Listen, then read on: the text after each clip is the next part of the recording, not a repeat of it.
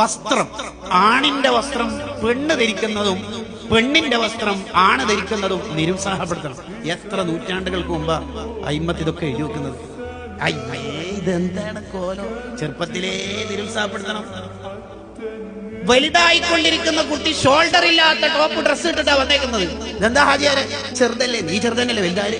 ഈ കുട്ടിക്ക് ഇത് മറക്കണ്ടാന്ന് ഇങ്ങനെ അറിയാതെ മനസ്സിൽ ഇങ്ങനെ വരും. അത് പറ്റൂല. ഗസാലി ഇമാം അവിടെ പറയുന്നുണ്ട്, ചെറുപ്പത്തിൽ തന്നെ ലജ്ജ എന്ന സ്വഭാവം പ്രോത്സാഹിപ്പിക്കണം കുട്ടികളിൽ.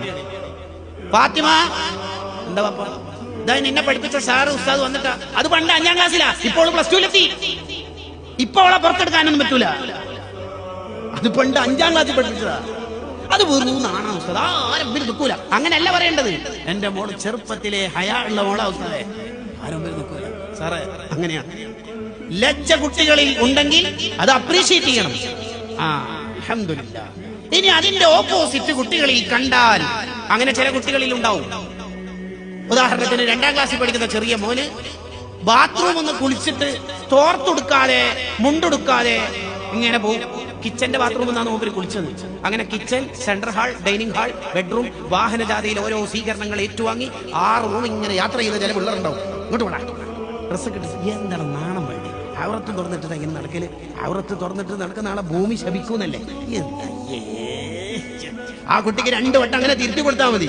അവൻ 60 കൊല്ലം ജീവിക്കുന്നത് വരെ അവന്റെ മനസ്സിൽ ഇത് വലിയ ഗൗരവമുള്ള കാര്യമായിട്ട് തോന്നിപ്പിക്കും. കുട്ടിക്ക് ലജ്ജ നന്നായിട്ടുണ്ടാക്കണം.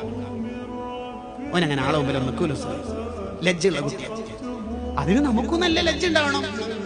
വാപ്പച്ചി ഇങ്ങനെ തുണി കൊടുത്തിട്ട് മടക്കി കുത്തിയിട്ട് കുപ്പായില്ല വനിയനില്ലാണ്ട് ഇങ്ങനെ നടക്കുന്നതാണ് ഈ കുട്ടി കാണുന്നത്. പിന്നെ ഇങ്ങനെ ഈ കുട്ടിക്ക് ലജ്ജ ഉണ്ടായില്ല. ഉമ്മ മത്സ്യവില്പനക്കാർക്കും ഗ്യാസ് സിലിണ്ടർ കൊണ്ടുവരുന്നിടത്തൊക്കെ ഇങ്ങനെ പുറത്തേക്ക് പണിക്കാരുടെ അടുത്തേക്കും അന്യപുരുഷന്മാരുടെ അടുത്തൊക്കെ യഥേഷ്ടം വർത്താനം പറയുന്നേ കാണുന്നത്. പിന്നെ എങ്ങനെ ഈ മോള് ലജ്ജ പഠിക്കലും? ഈ ലജ്ജ പഠിക്കേണ്ടത് ഉപ്പാന്റെ അടുത്തുനിന്ന് ഉമ്മാന്റെ അടുത്തുനിന്നാണ്. ലജ്ജ ഇല്ലാത്ത ഒരു നീക്കുപോക്ക് നമുക്ക് ഉണ്ടാവരുത്.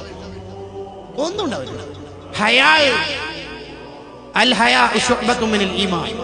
ഈമാനുള്ളവർക്കുള്ള ഒരു ഗുണമാണ് ലജ്ജ. ലജ്ജയില്ലാത്ത വർത്താനം പറയുന്നവർക്ക് എന്തോ പരമ്പരയിൽ പ്രശ്നമുണ്ട് എന്നാണ് കിതാബുകളിൽ കാണാം. പരമ്പരയിൽ പ്രശ്നമുള്ളവർക്കാണ് പിടുത്തം വിട്ട നാവുണ്ടാവില്ല. ഞാൻ പിന്നെ എല്ലാം തുറന്നു പറയും ഉസ്താദേ. എന്റെ മനസ്സിലൊന്നുമില്ല, തലയിലും ഇല്ല. മനസ്സിൽ മാത്രമല്ല തലയിലും ഇല്ല. അതുകൊണ്ടാണ് ഈ സംഭവം സംഭവിക്കുന്നത്. അങ്ങനെ എല്ലാം തുറന്നു പറയാനൊന്നും പറ്റൂല.